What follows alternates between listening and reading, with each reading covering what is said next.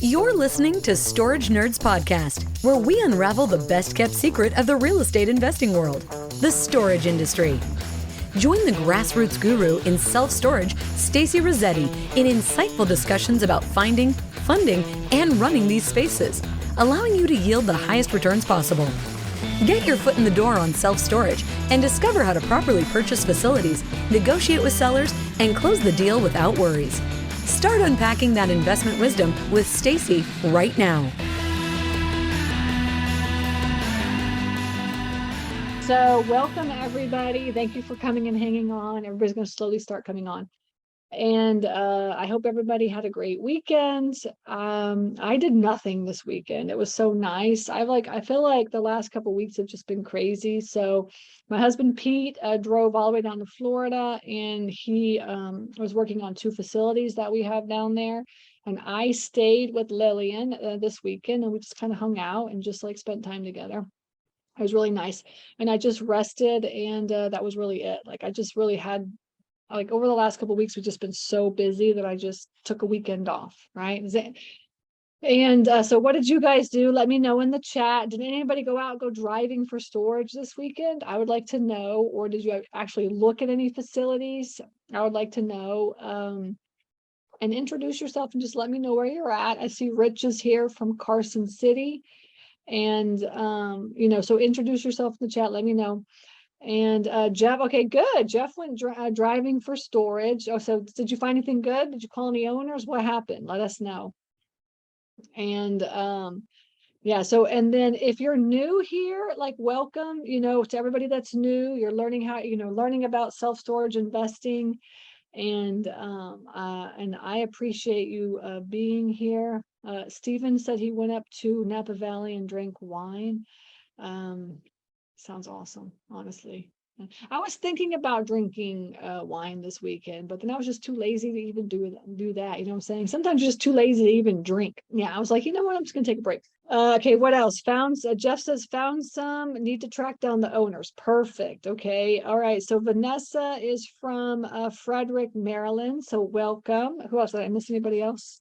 As it becomes okay, Summer from Idaho. Awesome. I'm actually from Idaho as well too. My family is from Idaho.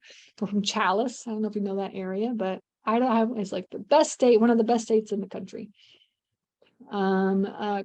Chris is from Sacramento, so welcome. Jason is in Virginia. Okay, good. Everybody's showing up. Clint from California. Perfect. Good.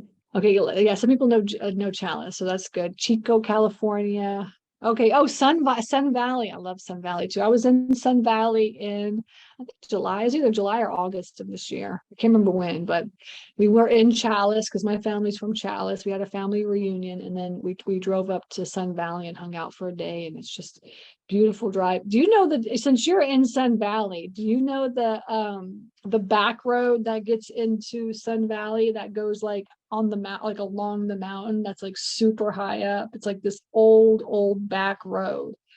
And I came in from Chalice and came that way, and I didn't know that I was coming down this back road, and I literally thought I was going to die.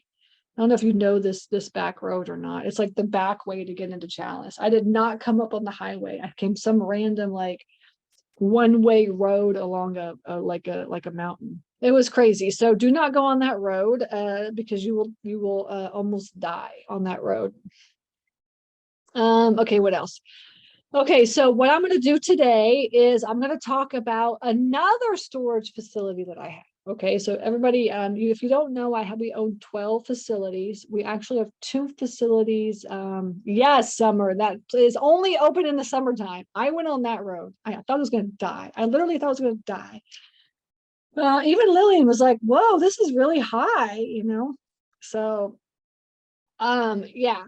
Okay, so yeah, we have 12 facilities. One of them is in the fund, which is called Self-Storage Fund of America. So if you want to be a passive investor, please make sure that you come and listen to me right after this for the fund.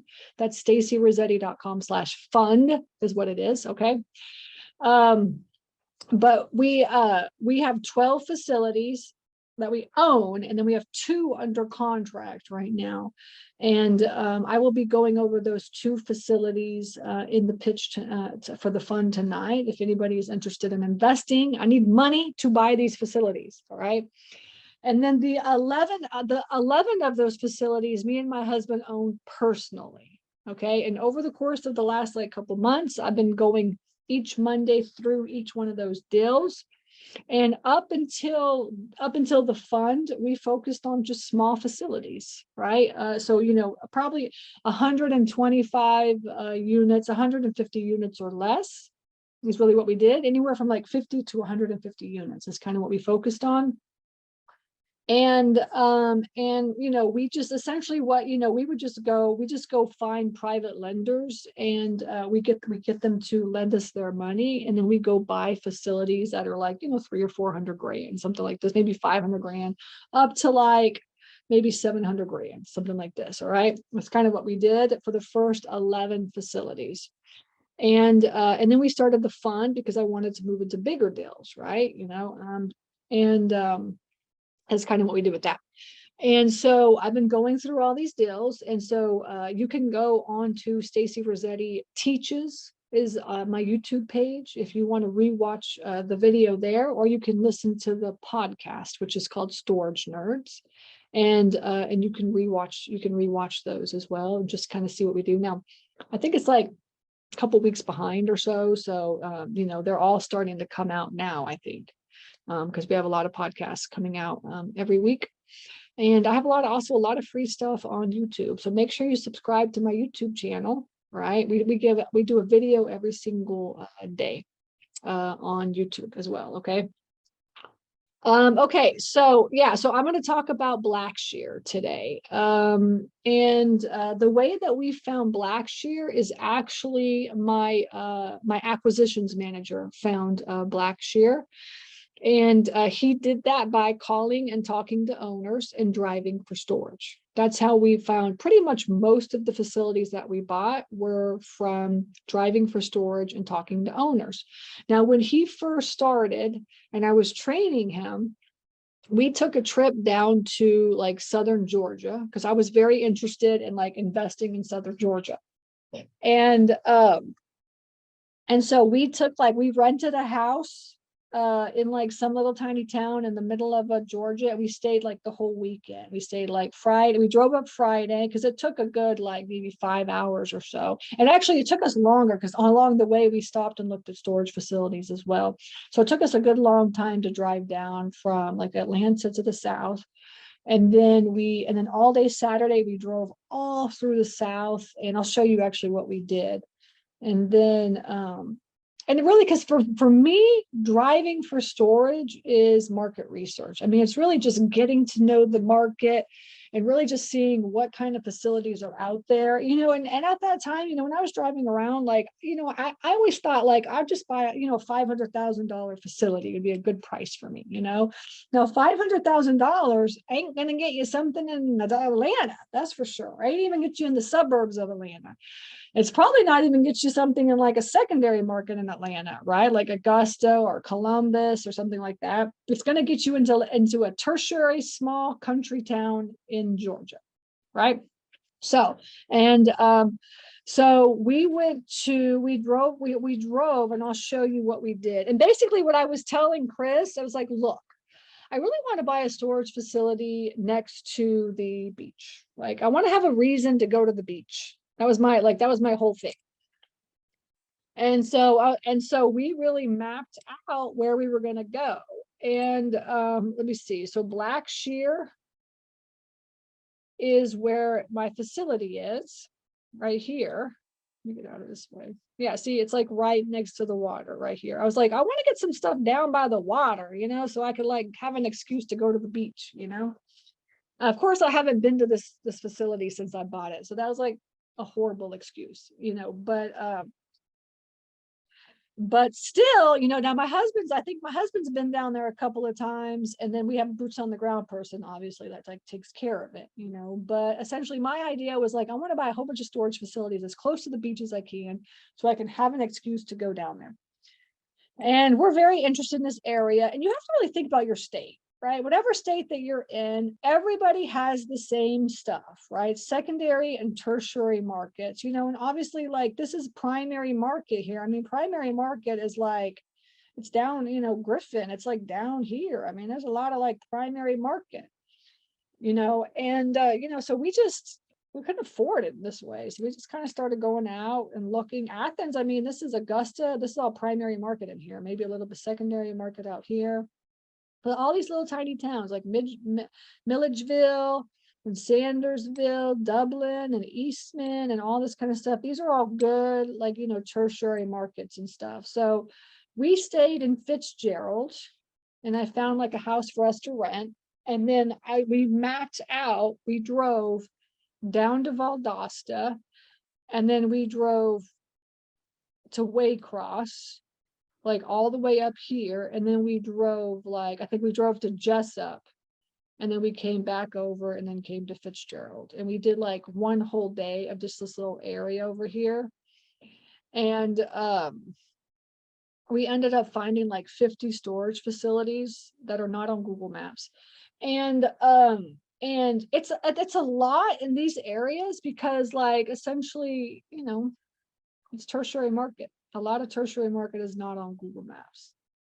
Okay.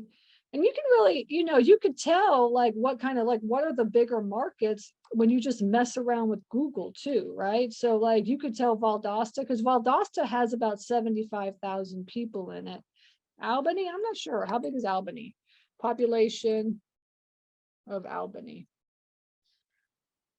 96,000? Wow. Is that, no, that's Albany, New York. Crap.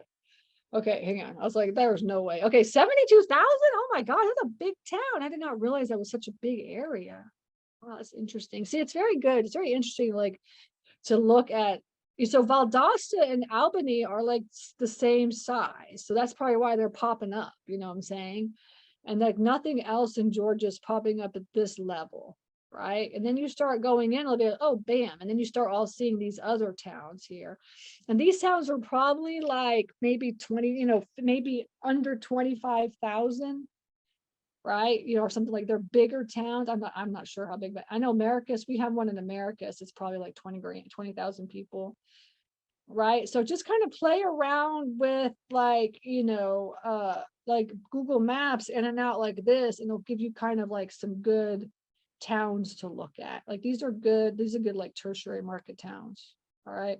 And then if you start getting to all these areas and you can't find anything, you're like, you know, I called all these towns, like every single storage facility in this area. That's a lot of storage facilities, but I can't find anything. They're all telling me no. Well, then you could just zoom in a little bit more, right? You'd be like, okay, let me just start getting these little tiny towns in here, like Alma, Nichols, Millwood, you know, all this stuff, right? Now, let me see. Let me back out. BlackShear is kind of a bigger town. Like, see how BlackShear kind of stays. See, it's a bigger Waycross, Waycross and BlackShear is kind of a bigger area. And we just drove around here and we found a ridiculous amount of storage facilities. And we just really got to know the lay of the land. And it's so funny too, because I remember we were driving through one town and it was like probably about 15,000 people. And it just was like desolate. I mean, it did not, I can't remember which town it was, but I drove through and I was like, and we found a couple storage facilities, but the town just looks so run down. It looks so bad.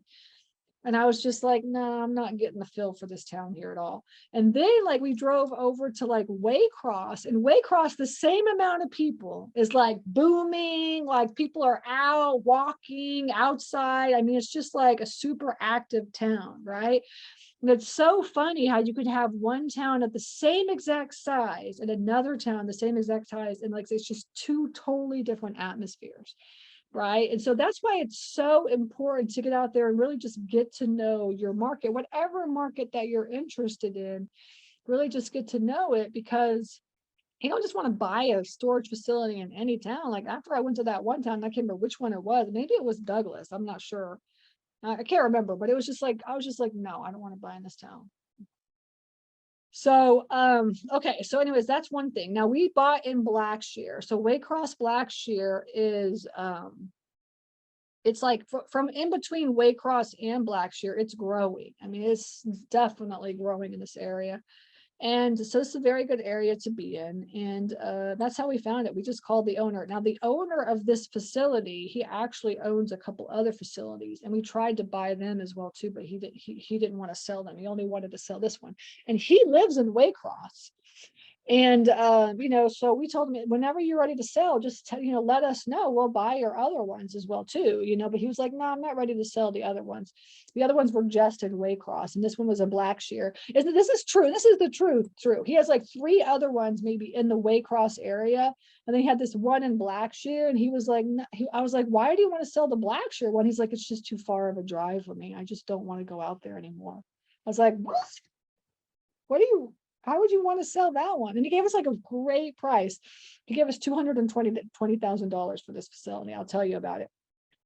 But like, it just goes to show like how owners of like facilities think. Like, he has 3 in this area, and then like this one was too far for him.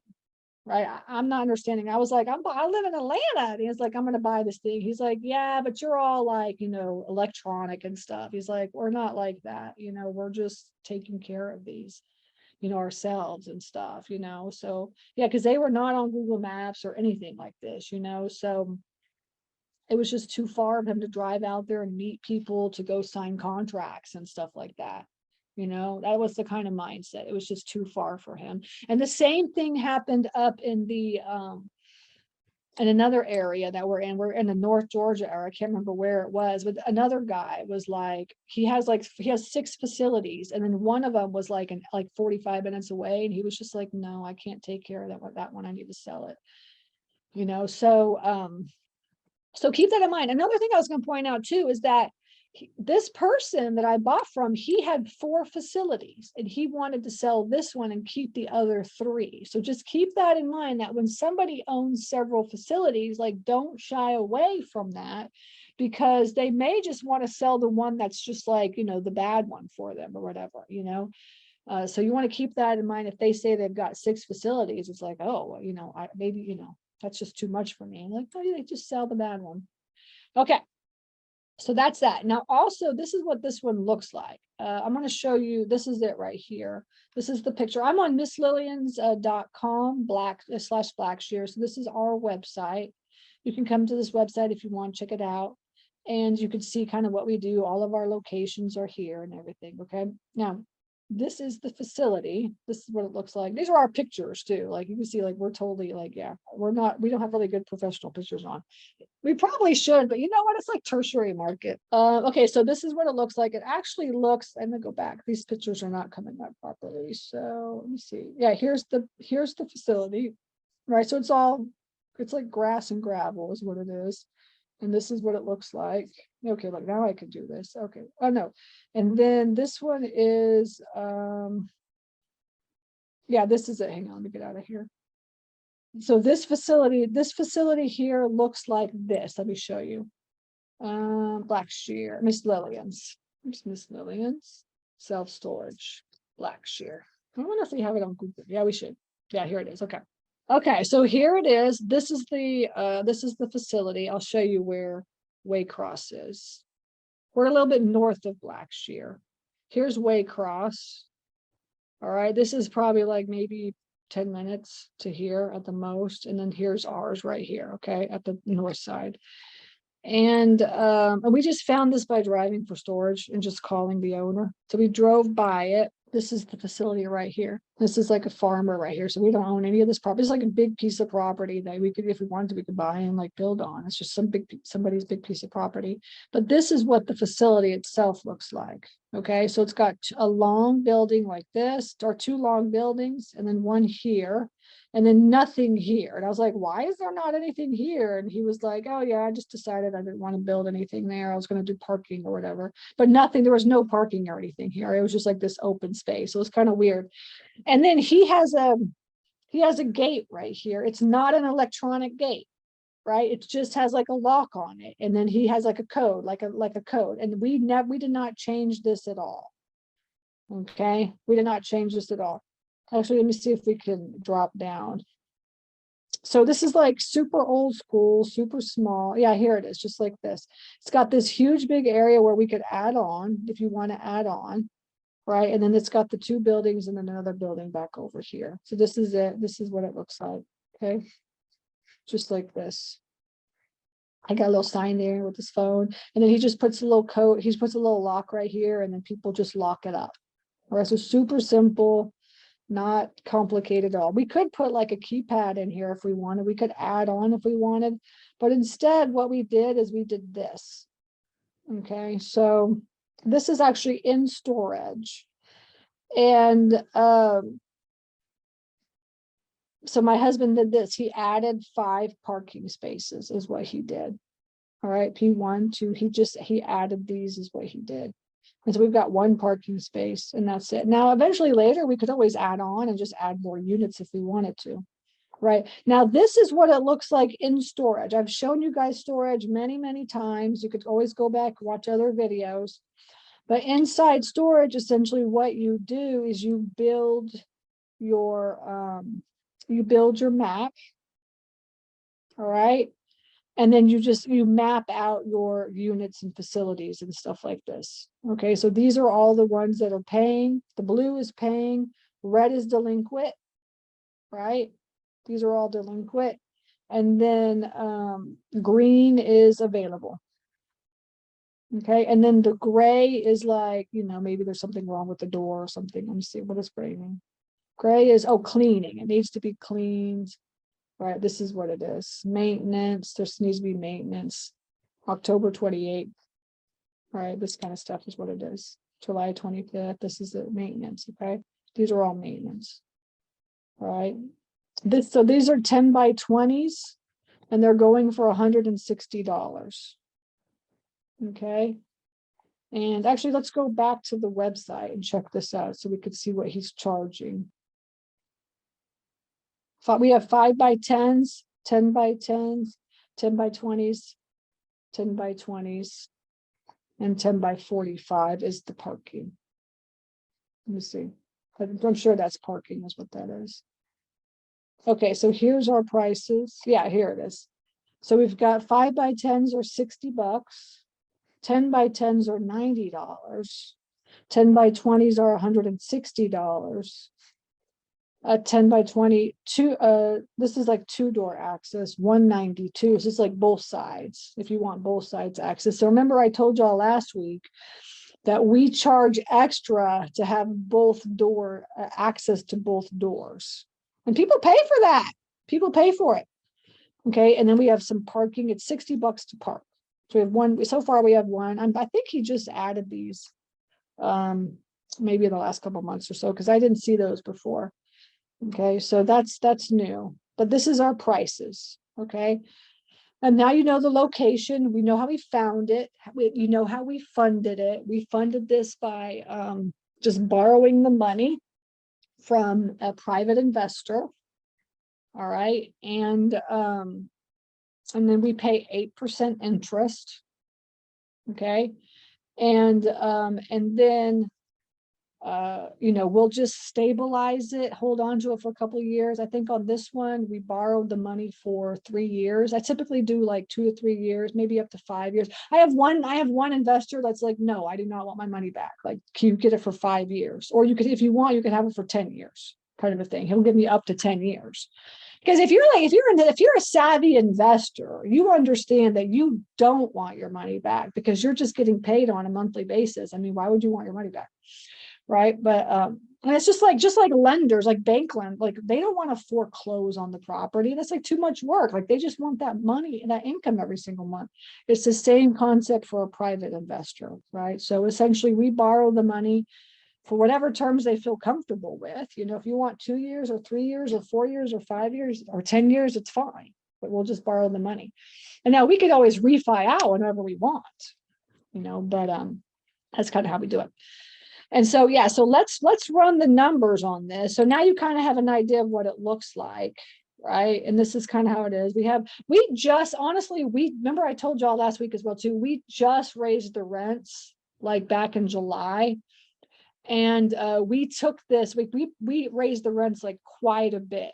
And so we lost, that's why you see a lot of availability here as well too, is because we lost like a good amount of people from each facility, because we took them from like, you know, $60 to $100 a month. Like we raised the rents and tried to get everything up to where the market calls for. Because what we do is we have like this competition tracker sheet is what we call it. Let me see.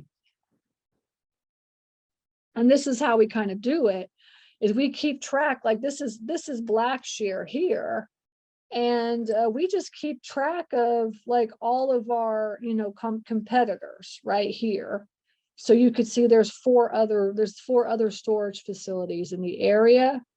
And, you know, we keep track of all the information about them. And then we keep checking, like we check their prices and keep updating their prices. And then, and this is exactly what our deal analyzer looks like too. So I'll show everybody that. And then we just keep track of their prices. If they have like whatever they have, 5x10s, 10x10, 10x15, 10x20s, what are they charging? You know, and you could see the price. And then we just look at the price per square foot. I mean, they're at like for a 10x20 non-climate control, it's coming out to $1.82. I mean, prices are just like crazy for storage. Now we'll see what happens in the next year, right? But like we've raised our rates just basically based on what the market value. We're just looking at the competition. I mean, if they're charging this much, why can't we charge this much, right? And so we raised the rates to all of our facilities across the board, all 11 of them, even all 12 of them, because even the fund we did. And so then we lost some people, right? People were just like, screw you, I'm out of here, you know. And so now we're just kind of, you know, we're coming back and getting them all leased up again. So when you see this availability, it's not because we suck at managing. It's because we raised the rents and we're trying to get them stabilized again is what we're trying to do. Okay. So that's why. All right, so that's the facility in storage. You've got pictures of it, so you have like an idea of what it looks like, you know, not, you know, just a little tiny storage facility. And remember, I told you we picked it up for $220,000, this facility. Okay, so now let's run the numbers and like let's see what it's worth. I don't know. We'll see. Okay, so we got a couple questions here. Eric is asking, what method did you use to find facilities not listed on Google Maps? I go over this in so many different videos. So if anybody wants to know, but essentially it's just virtual driving for storage. It's literally just going into satellite imagery, just like this, and driving around. And it sucks, but this is how we find our facilities. Okay. So we're just like, you know, driving around and pretend like you're like in a car and you're, you know, but you're virtually driving and you're just going around and looking for facilities, anything that looks like a storage facility. You know, you're like, okay, yeah, this is it. You know, this is what it looks like. Okay. So just keep kind of looking around and just seeing what we could find. And this is kind of how we do it, honestly. So it really is very time consuming. But in the end, there's so many storage facilities that are not on Google Maps, you know, that this is really the only way to do it, you know. Otherwise, you could buy a list, but then you have to sort through that list. So my VAs, you know, everybody knows we got 15 VAs that work for me. And this is what they do. All right.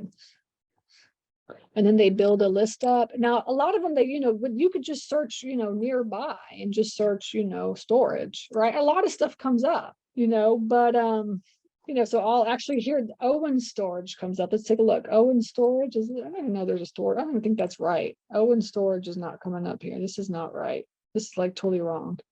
There's probably an Owen storage around here somewhere, but it's just not in the right dot. To get on Google Maps and to get verified on Google Maps is not easy. And like, in fact, we are like at our one that we just bought in the fund, it's in Blairsville. Like Pete had to go to the facility and like do a video, and like Google wants to see you at the facility. And then on top of that, they want you to have like a sign, you know, and like they want you to like have a sign, and then they want you to be right next to the sign and show them sometimes and stuff too. So like sometimes it's just a lot of work, and people that aren't tech savvy and stuff, they're just like, they ain't gonna do that. No, they're just not. Okay, so this looks like, I don't know what this is. Is that a storage facility or is that a building? I'm not sure, but this, I want to just kind of give you a couple ideas of what it looks like. This one supposedly says BWK mini storage, but I don't see any mini storage here at all. So I think that's wrong as well. But this one right here is highway storage. I've been here to like this one here. So see, the storage facilities all look the same. This is this one. And you know, mine is like, here's easy. When you start learning how to, you know, virtually look, they just pop up because they all look exactly the same. Now, obviously, if it's in a building, you know, if like it's a conversion, like that's not, you know, that looks like a building, so that's going to be harder, you know. But you know, just typical storage facilities all kind of look the same, unless it's like a chicken coop, and then like it starts, you know, it looks exactly the same. Or like, look, this was a middle school. I'm like, oh, that looks like storage. No, that's a middle school. You could tell. Okay, so this is virtually driving for storage, right? Or you can get out and just drive, right? That's what I do, because like I'm like, I love driving around, just like looking at the land and stuff. That's like my thing. I love that. So I just get out and drive around.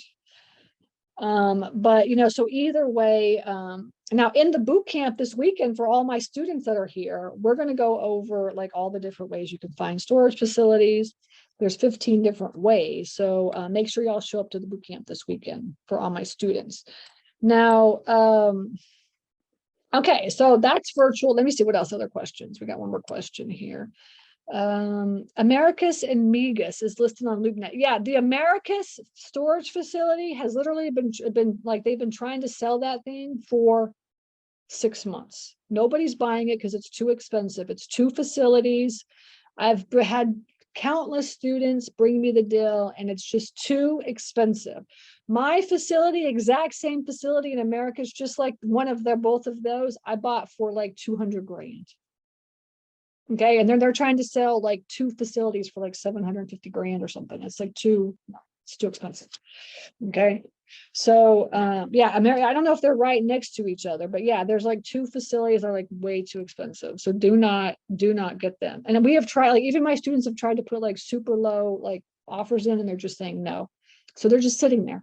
You know, that goes to show that, like, you know, if you don't price your facility right, like ain't nobody gonna buy it, right? You know, so I have a couple of other people that I know that have had storage facilities like sitting on the market for a while, and they're just asking for way too much money. And I'm just like, you know, nobody gonna buy this. Like I've had students bring me deals of like people I know, and I'm like, I know this deal. No, you're not gonna buy it. All right, so you want to make sure that you learn how to do deal analysis, like I'm going to show you right now, so that you can do it. You can know how to look at the numbers. Okay, so we got Clint says, is there a service that checks the geographical areas rents daily? Yes, Clint, there is. It's called Radius Plus. But it only pulls up facilities that have websites. If it does not have a facility, then they don't have it. That's the one downfall of Radius Plus. So if you're in a secondary market or a primary market, the primary market definitely works. Secondary market may work. Tertiary markets a lot of times does not work. Like you'll go look up the facility and a tertiary for the, you know, the address, and it will not pop up on Radius Plus because they can only filter through like facilities that have websites. Okay, so I keep kicking my desk, so sorry about that. Okay. And then also one more question here. I have a question. What type of insurance do you have on your storage facilities? We have commercial warehouse like insurance. Is that what you're asking? Like, yeah, so they're considered warehouses. And then we have like what's it called, like a policy where like all of them are put on one policy is what we have. So for us, like it's the first time you buy one, obviously it's just one, but then as you start building your portfolio, then you have like this I can't remember what it's called. But anyways, it's like all of them, if anybody remembers the word that I'm talking about. Okay. Yeah, so commercial storage facilities are considered warehouses. That's what they're considered. Okay. In the insurance world. Okay. Yes, you can buy storage facilities for $200,000 because I buy them all the. In fact, I have students right now. We just put an offer in for a facility for 300 grand. I mean, we're putting in offers for, yeah, 300. We got one in Texas right now, 200 grand. Okay. All right. You just have to ask the owner. Like, people get too afraid to ask the owner for the prices, you know. So I just always start out low and then like work my way up is what I do. All right. And sometimes low works. Okay, so now let's get into the DIL analysis. Okay, so here's the DIL analyzer. And remember, this DIL analyzer is only available to my students. Okay, so I get this question, how do I get that DIL analyzer? Once you join StorageNerds, you get access to this DIL analyzer. Okay, let's see here. Okay. Let me share my screen and let's practice running DIL analysis. Now, for everybody else that is not a student, because doors do not open until January of next year again. So make sure you get on the wait list for that if you want to get in the coaching program. But I just uploaded my previous DIL analyzer to the course. So you do have access to a DIL analyzer if you purchase the course. It does not look exactly like this, but it's almost exactly like this. It's my version 3. All right. And this is version 4. Like once a year, we come out with a new DIL analyzer. All right. And then the course gets the previous year, because that's kind of how it works. So if you do, and the one from the previous year is just as good as this one. There's a couple extra things on this one, but you can definitely get the job done if you have the other DIL analyzer, because everybody used it up until like 2 weeks ago when I released it to the students. Okay, so there's nothing wrong with that DIL analyzer. But just so you know, this one has a couple extra things. And so that's why people ask where it is. And it's like, once you join, you get access to this. Okay. Okay, so here's the DIL analyzer. So what we're going to do is we're going to look up how many units we have on, whoops, not this, on this facility. We have the dashboard. I'm going into we have 58 units. 58, okay, is what this is. So it's not like super big. So let me get into my DIL analyzer. Here it is. And we're going to come here to 58 units. And we're going to change that. Now let's guesstimate on the, let's calculate the square feet. I do not remember the square feet at all. So let's go here and let's measure it. Here's Miss Lillian's. And you guys always see me do this. But I'm going to do it again just for all the newbies that are on here. Okay, so here's my storage facility. Okay, I need to know how big the square footage is. So I'm just going to right click and I'm going to, hang on, move this up so I can see what I'm doing. And move this up so I can see what I'm doing. Measure distance. And I just click and measure, and it gives you the square footage. Okay, 4419. So let's say 4420, you know, is how much it is. Okay, that's a good, actually, it's probably a little bit bigger than that. Let's see, let's move this out a little bit. Yeah. You see how you can kind of move it out, make it bigger. So let's do this like 52. Yeah, I'm guessing it's like 5,000. It's kind of sounded a little small to me. All right, so yeah, so 50, let's say 5,000 for this one. This is 5,000 square feet. And this one is, oops, let me declare this, sorry. So now you're going to click on this and you're going to clear, right? And then you're going to just click on this again and you're going to measure distance on this one.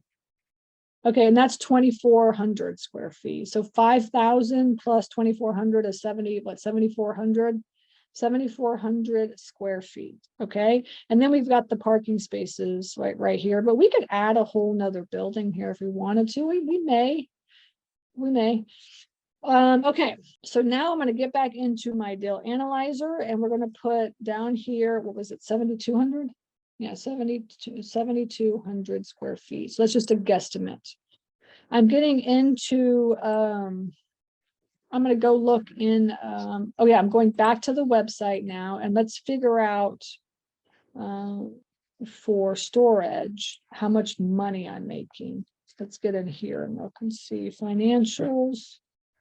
And let's go. I'm just in storage. I just pulled up our financials is what I did. Let me see if I can get in there. Yeah. Okay. So here it is. Share. Let me share my screen. And they do like in storage, it gives you like your reports, like it gives you your month, right? So we just bought this last year. Okay. So we haven't really had it for very long. We've had it from March until September. Okay, so now you could see we got up to $4,200 a month. Okay, and then we raised the rates. Remember, I told you we raised the rates, and then we lost about $1,000, right? But now we're back up to 3,500.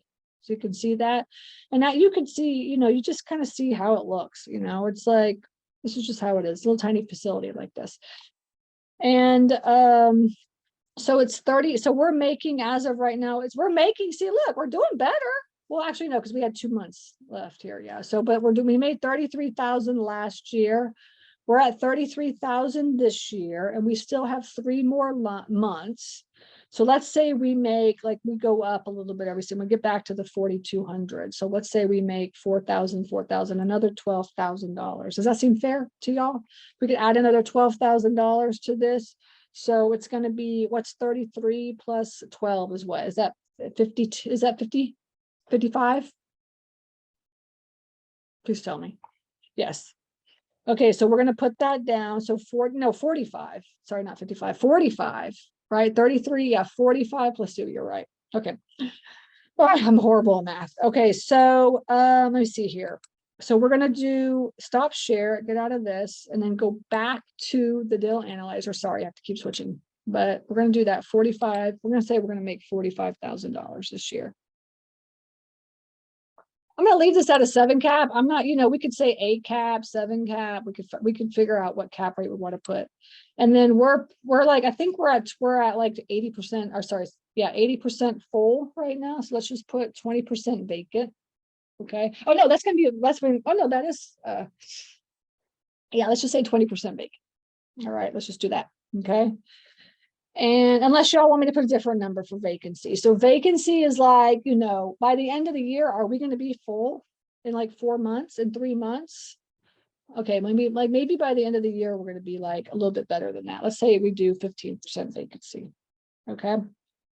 And let's see now. So now we need to figure out,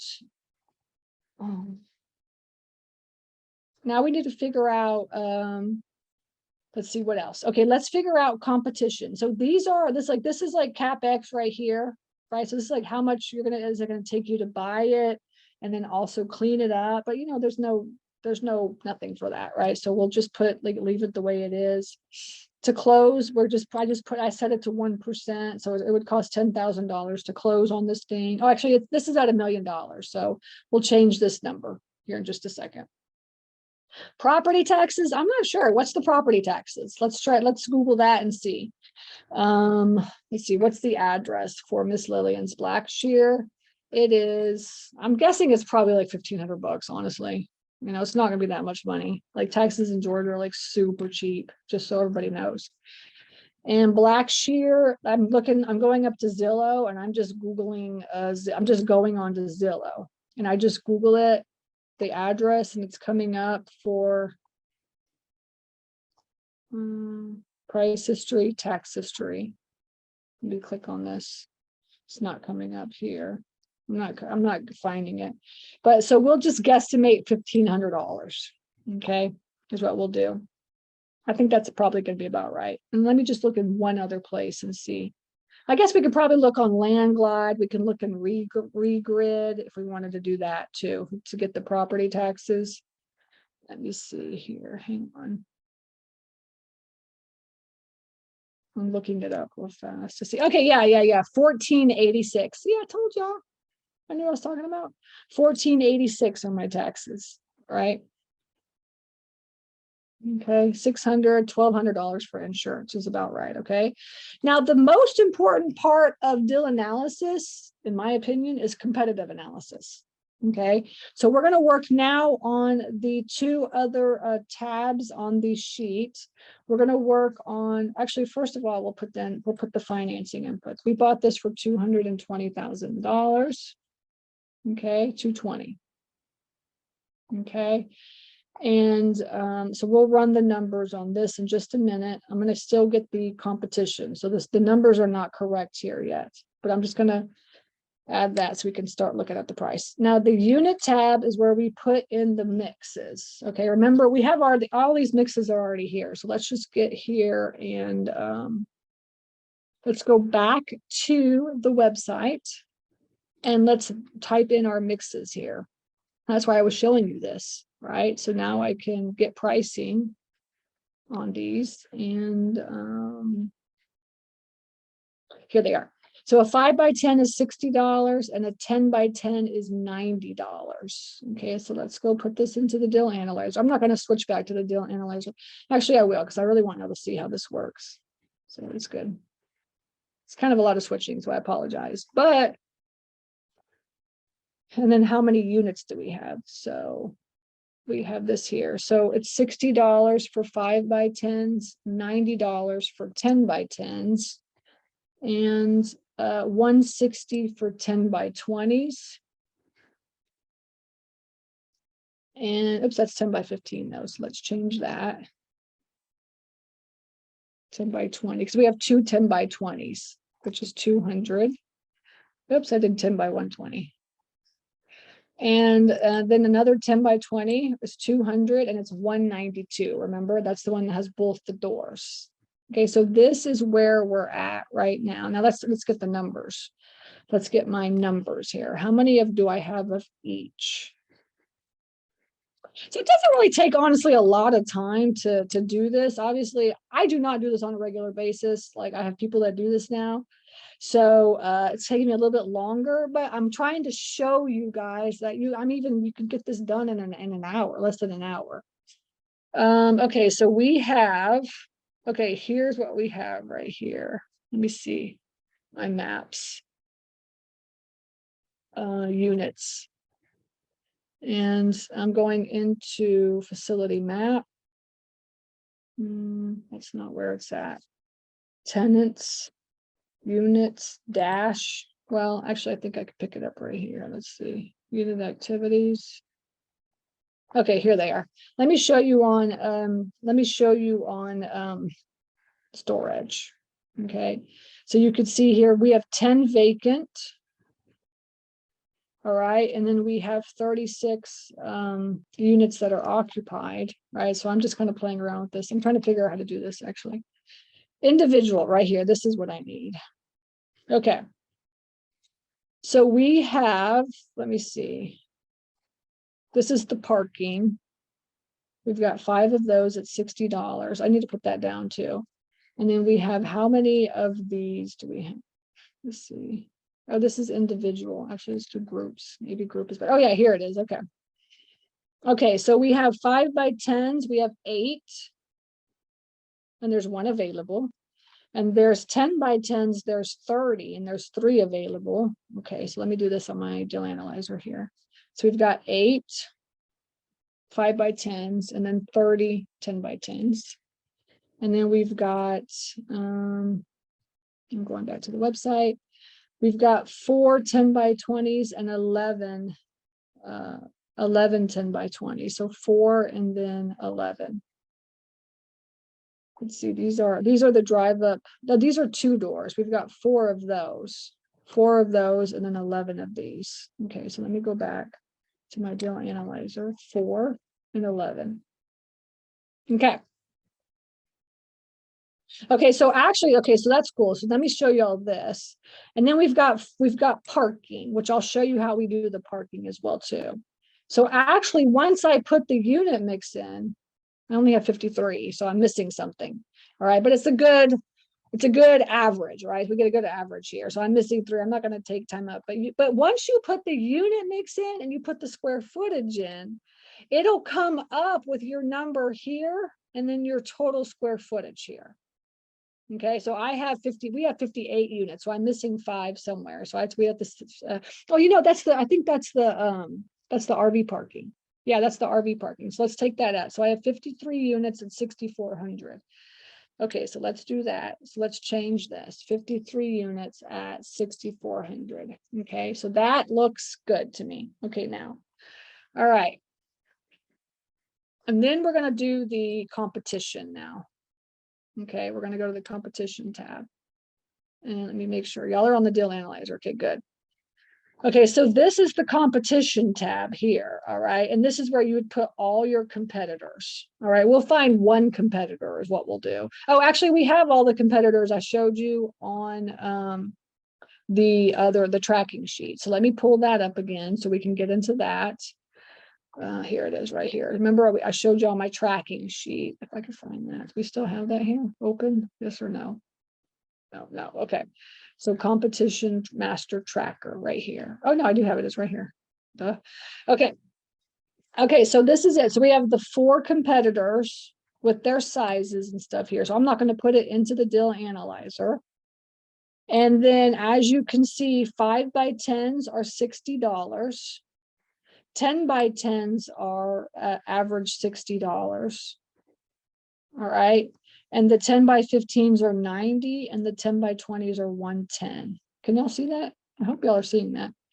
Okay. And so now we're going to do that. We're going to put those here.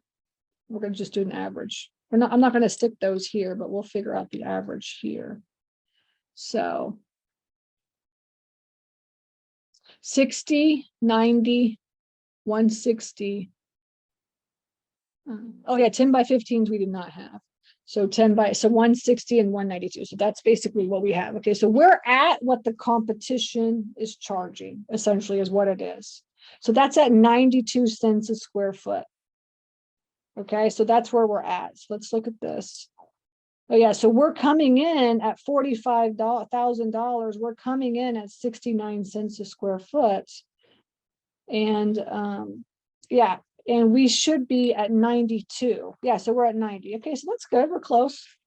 Now, so basically what I'm saying is that you got to look at the competition. And the reason we're at what the competition is at, remember, is because I told you we just raised the rates like in July. So now all these people left and we're trying to get it back up. And we've only made, by the end of the year, if we stay where we're only at like $45,000. But we really should be at 63,000. If we can actually get to the 90 cents a square foot, we're at $63,000. Okay. So you see what I'm trying to do here is look at the competition and come up with what everybody else is charging. So we know that where we should be, right, compared to where we're at. So, just because the last year has just been crazy with prices and stuff. So prices just went up. Now it'll be interesting to see what happens, obviously, over the course of the next couple of years. Will prices come down? Probably, right? So you want to make sure that you have like a big enough spread, right, in your prices and stuff, but we're running this at a 7 cap. I mean, is it a 7 cap? Is it an 8 cap? Is it a 9 cap? We could run it at an 8 cap too if we want to, but essentially we're taking, and the cap rate is really just what the market calls for, and the market cap rate is really what it calls for. Cap rate is really just what are you willing to pay for the deal, right? And if you know the market cap rate, then it kind of gives you an idea of really like where you should be. So we're looking at stuff always like 8s, 7s. That's kind of where we're at. Like in a tertiary market, we stick to like an 8 cap, maybe a 7. Depends on where it's at. I would say maybe 7 to 8 cap right now. Where do y'all think we should be on cap rate on this thing? Now, pre-COVID, it would have been, probably higher, but I don't think we're ever going to get super high cap rates again. I just really don't. The market is changing. So, okay, so now you can see our numbers here. I'm going to go back to the financing inputs. I'm going to put I put 220 is what we bought it for, right? And then we got a private lender. So I'm going to go to the bank private lending to lend us the money. And they gave us, we put 0% down, right? They just gave us $220,000. And we gave them 8% interest, and it's interest only, right? And they gave us, I think they gave us like 3 years is what it is. Okay, so we just put 3 over 3 is what we do. Okay, so yeah, so that's about right. So we're at $14.66 a month is where we're at for our mortgage. It sounds about right where we're at. Okay, and so you can see our cash on cash return. Obviously, we don't have any cash in the deal. So we're at 600%, cash on cash return. We're at 40% actual net after mortgage, right? And our cash flow, let's look at our cash flow here. So yeah. So we are at like, we're right now we're here. Okay. So we're at 173% cash on cash return. The net monthly income is around $600. So we're at $3,700 a month. That's about right. You saw the numbers, right? And operating expenses are about maybe $1,700 a month to run this thing. The NOI is at $2,000. We're going to minus our mortgage and come out to about $600 a month. Okay. And then once we get it to 90 cents, now obviously we're in the process of getting it ready to be refied out. And, we're going to watch the interest rates. I mean, we're at 8% interest right now. I mean, what's going to happen to the commercial interest rate? I don't know. We'll see tomorrow. No, not tomorrow. We'll see Thursday, right? So now you can see here, this is where we're at, bank financing, private financing. It's the same one here. So we should make over $5,000 a month on this thing. We're trying to get to $5,000 a month. Our mortgage, our monthly expenses are $1,700. That won't change, right? And then $3,600 is our NOI minus our mortgage at $1,466. So our net monthly income is going to be a little bit over $2,000. So our cash on cash return is 600%. Okay, so that's our goal. All right, now we'll see obviously what happens over the course of the next year or two. We'll see what happens. Is it going to be like a crash, or is it going to just like maybe come down a little bit? We'll see.